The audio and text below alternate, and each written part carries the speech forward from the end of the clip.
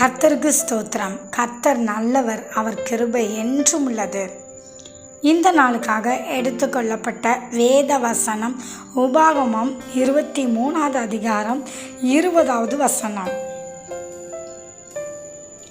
உன் தேவனாகிய கர்த்தர் நீ கையிடும் வேலையிலெல்லாம் உன்னை ஆசீர்வதிக்கும்படி உன் சகோதரன் கையிலே வட்டி வாங்காயாக. ஆமென்.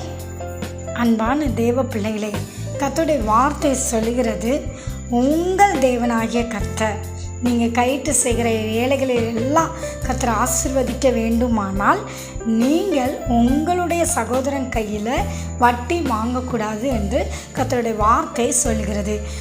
ஆகையால் நம்முடைய சகோதரன் கையில் நாம் வட்டி வாங்காமல் இருப்போம். தேவன் நம்முடைய கையிட்டு செய்கிற வேலைகளை ஆசீர்வதித்து நமக்கு தருவார். ஆமென்.